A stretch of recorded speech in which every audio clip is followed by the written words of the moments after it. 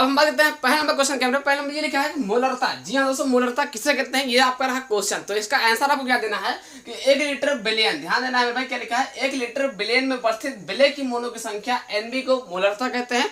इतना आपको पता हो गया मेरे भाई। इसका सूत्र बहुत जरूरी है, ठीक, सूत्र आपको याद रहना चाहिए। तो मोलरता बराबर क्या होता है, विलय का भार बटे बिलियन का अणु भार गुणे 1000 बटे आयतन। ये रहा मोलरता। अगर आपसे कोई पूछता है कि मोलरता किसे कहते हैं, तो क्या बोलोगे, 1 लीटर बिलियन में उपस्थित किसी विलय की मोलों की संख्या को, मोलों की संख्या एनबी को मोलरता कहते हैं। सूत्र की बात किया था एम बराबर विलय का भार बटे विलय का अणु भार गुणे 1000 बटे आयतन। ये रहा आपका सूत्र, ये रहा आपका परिभाषा, मैंने बता दिया मेरे भाई। अब बात करते हैं दूसरा नंबर क्या है, मोलरता किसे कहते हैं। जितना इंपॉर्टेंट मोलरता है उतना इंपॉर्टेंट मोलरता है। ध्यान रहे इसमें मोलरता में बच्चे भटक जाते हैं, तो ध्यान दें, इसको देखना, आपको समझ किया है ना अच्छे से। इसमें क्या लिखा है 1 लीटर विलायक। देखिए यहाँ फर्क दिख रहा है ना, यहाँ बिलियन है, यहाँ विलायक है, तो इसमें इतना ही फर्क बस। 1 लीटर विलायक में उपस्थित विलय की मोलों की संख्या एनबी को मोलरता कहते हैं। मैंने क्या बोला, यहाँ पे बिलियन है, यहाँ पे विलायक है, बस इतना ही फर्क है। तो क्या बोला जाएगा, 1 लीटर विलायक में उपस्थित विलय की मोलों की संख्या एनबी को मोलरता कहते हैं। बात की जाए सूत्र में भाई, सूत्र क्या होता है, एम बराबर विलय का भार बटे विलय का अणु भार गुणे 1000 बटे विलय का भार। बस ये सूत्र अप्लाई करो। बहुत यहाँ इधर उधर तरीका दूसरा बता जाएगा, लेकिन जो मैं सूत्र बता रहा हूँ ये सूत्र आसान करना का ये मेरे भाई। तो करना क्या है मेरे भाई, इतना ही आपको समझना है, एम बराबर विलय का भार बटे विलय का अणु भार गुणे 1000 बटे विलय का भार। ये रहा आपका, मैंने आपको मोलरता बता दिया, दोनों बता दिया। अब आपको करना क्या है, स्क्रीनशॉट। दोस्तों आंसर चार्ट ले लिया होगा। अब हम बात करते हैं तीसरा नंबर। तीसरा नंबर क्वेश्चन क्या है। तीसरा नंबर लिखा है कि मूल अंश। मेरे भाई ये काफी इंपॉर्टेंट है क्वेश्चन, आपसे इस तरीके पूछा जाएगा मूल अंश किससे कहते हैं, परिभाषित कीजिए। डायरेक्ट 3 नंबर का है। जी हाँ दोस्तों, तो आपको आंसर कैसे लिखना है कि बिलियन में उपस्थित किसी एक घटक के मोलों की संख्या तथा विलय एवं विलायक की कुल मोलों की संख्या। कुल का मतलब होता है प्लस, वही लगा है प्लस, ठीक। तो फिर से पढ़ते हैं, बिलियन में उपस्थित किसी एक घटक की मोलों की संख्या तथा विलय एवं विलायक की कुल मोलों की संख्या के अनुपात को मोल अंश कहते हैं। इसे x से प्रदर्शित करते हैं, ठीक। इसका सूत्र क्या हो जाएगा मेरे भाई, XA + XB बराबर 1। ये रहा आपका सूत्र, मैंने बता दिया मोल अंश। अब हम बात करते हैं मेरे भाई, क्या लिखा है, हेनरी के नियम। चौथा नंबर काफी इंपॉर्टेंट है मेरे भाई। केमिस्ट्री के अंतर्गत हेनरी के नियम, कोलराउस के नियम, राउल्ट के नियम, तीनों में से कोई ना कोई टपकेगा।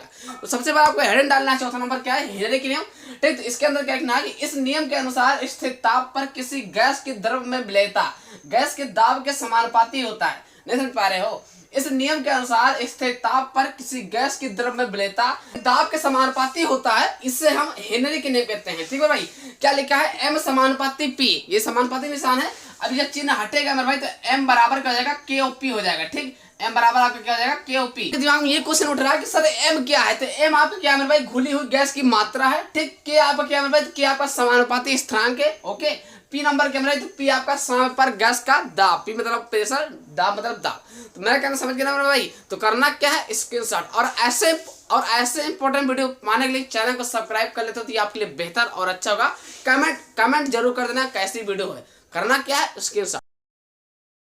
अब हम बात कर रहे हैं पांचवा नंबर। हम बात करते हैं पांचवा नंबर क्वेश्चन क्या लिखा है। पांचवा नंबर लिखा है कोलराउस के नियम किससे कहते हैं। यही से आपको क्वेश्चन पूछेगा, कोलराउस के नियम किस तरह इनके अनुप्रयोग लिखे, ठीक।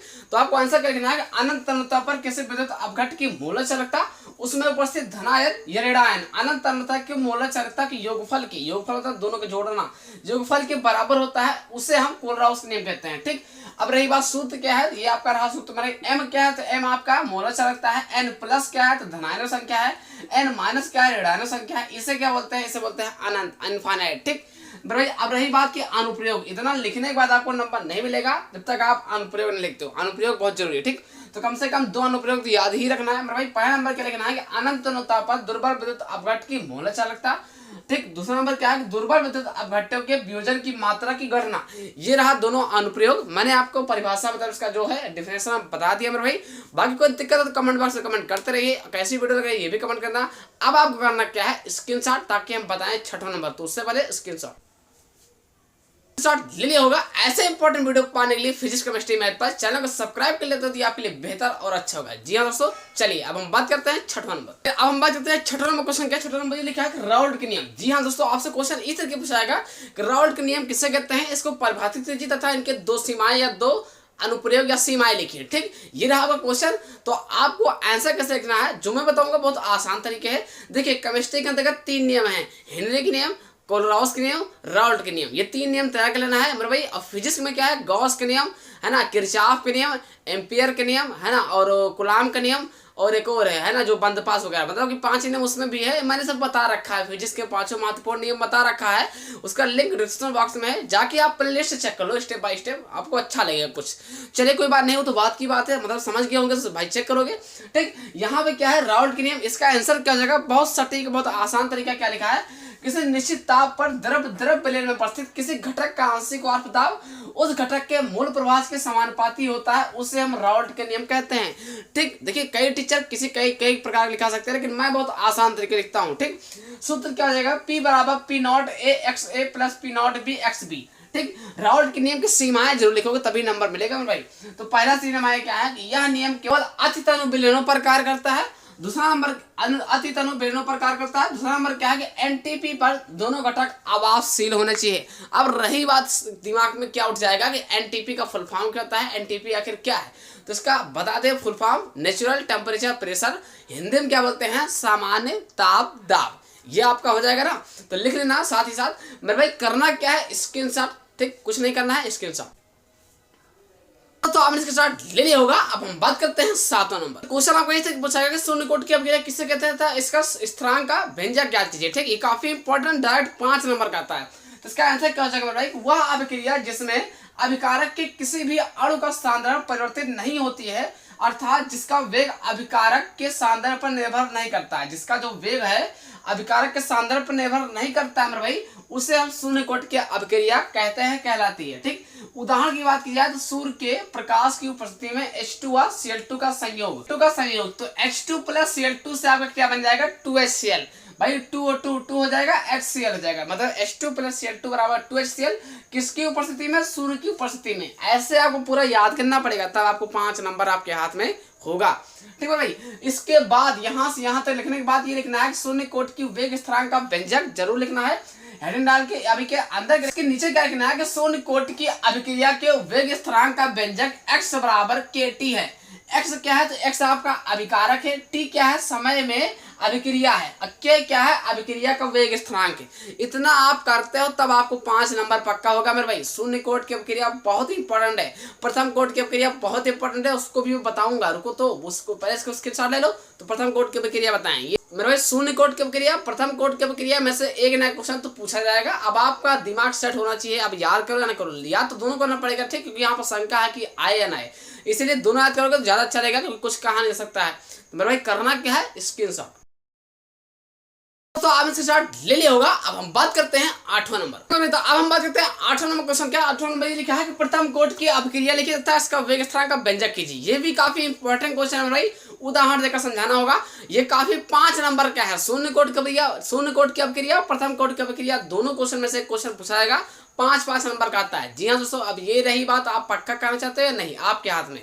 तो आंसर बता दूं मेरे भाई, इससे आसान नहीं मिलेगा।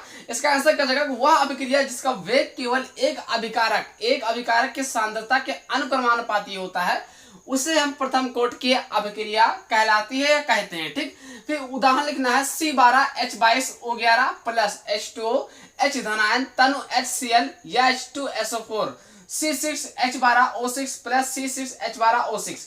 मतलब यहाँ पर किसका सूत्र है, शक्कर का सूत्र। चीनी का सूत्र क्या होता है, C12H22O11। ये पानी में जब घोलोगे तो यहाँ पर ग्लूकोज बन जाएगा और फ्रक्टोज बन जाएगा। ठीक, तो ध्यान रहे मेरे भाई, चीनी को जब अगर आप चीनी को पानी में घोलोगे तो किसकी उपस्थिति में, तनु HCl या H2SO4 की उपस्थिति में ये ग्लूकोज फैक्टर बन जाएगा, जिसका सूत्र लिखा हुआ है। अब इसके बाद आपको ये लिखना है कि प्रथम कोटि की अभिक्रिया का समीकरण क्या होता है, ये समीकरण जरूर लिखना है। समीकरण क्या होता है मेरे, k बराबर 2.303/t log 10 a/a-x। ये रहा आपका समीकरण। इतना करने के बाद अभी आपको नंबर नहीं मिलेगा, इतना जरूर लक्षण लिखना, कम से कम 2 या 3 लक्षण तो बिल्कुल लिखना है। लक्षण नंबर 1 क्या है, प्रथम कोटि की अभिक्रिया का अर्धायुकाल अभिकारकों की प्रारंभिक सांद्रण पर निर्भर नहीं करता है। ठीक, दूसरा नंबर क्या है, अभिक्रिया के पूर्ण होने पर अनंत समय लगता है। तीसरा नंबर क्या है, अभिकारक की सांद्रता n गुना बढ़ने पर अभिक्रिया का वेग भी n गुना बढ़ जाता है। जी हाँ दोस्तों, बस इतना करना है, प्रथम कोटि की अभिक्रिया आपका कंप्लीट करना क्या है, स्क्रीनशॉट। ये 5 नंबर का है, अब आप समझ लो। अब वीडियो कैसी लग रही है, कल कल किस टॉपिक पर वीडियो चाहिए, मतलब फिजिक्स पर चाहिए या मैथ पर चाहिए या केमिस्ट्री पर चाहिए, परिभाषा वाली चाहिए या फिर न्यूमेरिकल वाली चाहिए, कमेंट बॉक्स में कमेंट जरूर कर देना है, तभी कल वीडियो लाएंगे। तो उससे पहले स्क्रीनशॉट तो आपने स्क्रीनशॉट ले लिया होगा। अगले 9 नंबर क्वेश्चन क्या है, 9 नंबर लिखा है कि रेडॉक्स विभव किसे कहते हैं, है ना। 2 नंबर 3 नंबर का क्वेश्चन है, तो इसका आंसर क्या हो जाएगा कि जब किसी सेल में, यहाँ लिखना है जब किसी सेल में ऑक्सीकरण तथा अपचयन अभिक्रिया होती है तो धातु और विलयन के मध्य या धातु और विलयन के मध्य, चाहे बोलो कि धातु और विलयन के बीच स्थापित विभवांतर को रेडॉक्स विभव कहते हैं। जी हाँ दोस्तों, इसका सूत्र क्या हो जाएगा, E बराबर E0 प्लस 0.591 बटे n log 10 OX बटे RED। ठीक, चाहो तो इसे आप याद करो, चाहे ना तो केवल इतना ही रखो कि E बराबर E0 प्लस 0.591 बटे n। ठीक, अब रही बात कि E0 क्या है, E0 आपका रेडॉक्स विभव है, n क्या है तो n आपका ऑक्सीकरण संख्या है। ठीक, तो जब कोई पूछेगा तो यही बोलना है कि जब सेल में ऑक्सीकरण तथा अपचयन अभिक्रिया होती है तो धातु और विलयन के मध्य स्थापित विभवांतर को रेडॉक्स विभव कहते हैं। ठीक है भाई, बात करते हैं 10वां नंबर क्वेश्चन क्या है, मानक इलेक्ट्रोड विभव, जिसका नाम दूसरा क्या है, नैनर समीकरण। ठीक, तो इसे 2 नाम से जाना जाता है, चाहे नैनर समीकरण बोलो चाहे मानक इलेक्ट्रोड विभव, बात एक ही है। ठीक, भाई कि जब किसी धातु की क्षण 25 डिग्री सेल्सियस पर धातु के लवण की विलयन में डुबाया जाता है तो धातु और विलयन के बीच जो विभवांतर उत्पन्न होता है उसे हम मानक इलेक्ट्रोड विभव कहते हैं। इसका शुद्ध की बात की जाए तो इसका शुद्ध हो जाता है E बराबर E0 माइनस 2.303 RT बटे NF log 10 1 बाई m की घात n प्लस ब्रैकेट क्लोज। ये रहा आपका सूत्र मेरे भाई, मैंने परिभाषा और सूत्र दोनों बता दिया है, मतलब कि रेडॉक्स विभव और मानक इलेक्ट्रोड विभव, जिसका नाम है नैनर समीकरण। आंसर के साथ बता दिया है ना। तो करना क्या है, स्क्रीनशॉट और कमेंट जरूर कर देना। ठीक है भाई, करना क्या है, स्क्रीनशॉट। तो आपने स्क्रीनशॉट ले लिया होगा।